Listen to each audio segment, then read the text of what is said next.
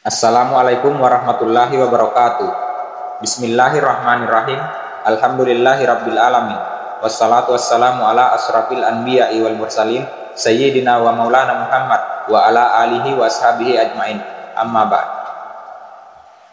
Jadi seperti biasa, di video kali ini kita akan mencoba menjawab sebuah pertanyaan yang terdapat di dalam sebuah video yang berjudul Imam Ahmad bin Hanbal. Bunyi pertanyaannya seperti ini. Bagaimana aturannya soal taklid ke mazhab A, B, C, D? Yang dimaksud adalah keempat mazhab, yaitu mazhab Hanafi, Maliki, Syafi'i, dan mazhab Hambali. Dan kita akan mencoba menjawabnya melalui video ini dengan mengambil sumber dari bimbingan Islam yang dikemukakan oleh Ustadz Rosid Abu Rosidah yang merupakan alumni STDI Imam Syafi'i Kulliyatul Hadis dan Dewan Konsultasi Bimbingan Islam. Langsung saja kita simak videonya bersama-sama. Bismillahirrahmanirrahim. Di dalam Al-Quran surah Al-Baqarah ayat 256, Allah subhanahu wa ta'ala telah berfirman, "Tidak ada paksaan untuk memasuki agama Islam. Sesungguhnya telah jelas jalan yang benar daripada jalan yang sesat." Berdasarkan firman Allah tersebut, dakwah sunnah tidak mewajibkan seseorang untuk bermazhab, apalagi fanatik terhadap mazhab tertentu. Namun, dakwah sunnah sama sekali tidak menolak mazhab. Bahkan dalam kajian fikih, para ulama senantiasa menjelaskan pendapat-pendapat para imam mazhab beserta murid-muridnya. Untuk sesuatu yang telah jelas kebenarannya seperti Islam saja, kita tidak boleh memaksa. Maka dalam bahasan fikih yang lebih memiliki banyak perbedaan, tentu saja lebih fleksibel dalam menjalankannya. Yang mesti kita lakukan adalah memilih amalan yang paling tepat dalam kondisi yang tepat dan berdasar pada dalil yang kuat. Imam Abu Hanifah, Malik bin Anas, Muhammad bin Idris Asy-Syafi'i, dan Ahmad bin Hanbal merupakan imam serta panutan bagi kaum muslimin generasi setelahnya. Allah subhanahu wa ta'ala memudahkan pendapat mereka diterima di hati kaum muslimin dari generasi ke generasi.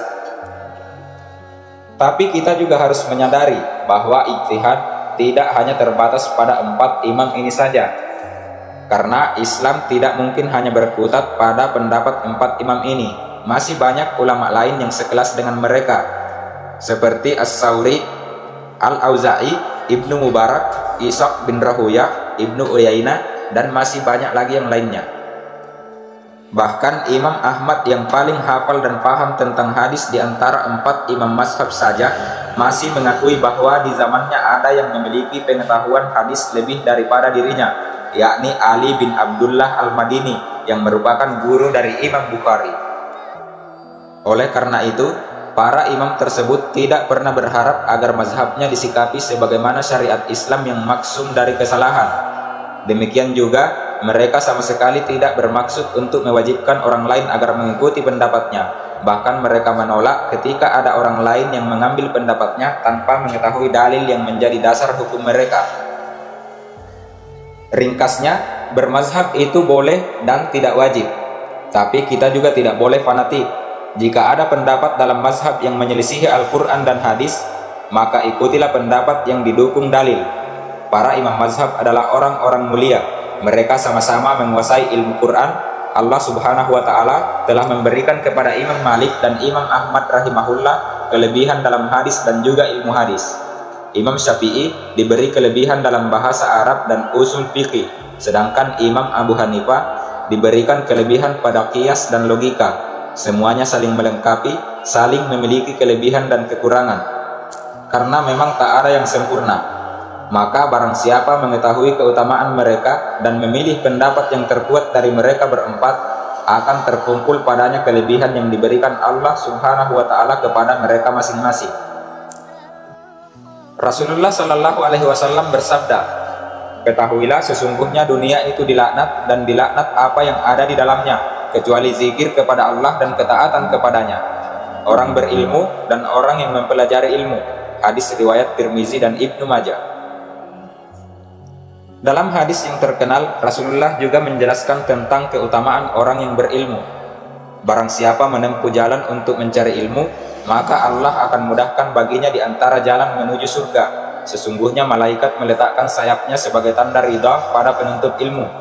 Sesungguhnya orang yang berilmu dimintai ampun oleh setiap penduduk langit dan bumi, sampai pun ikan yang berada di dalam air.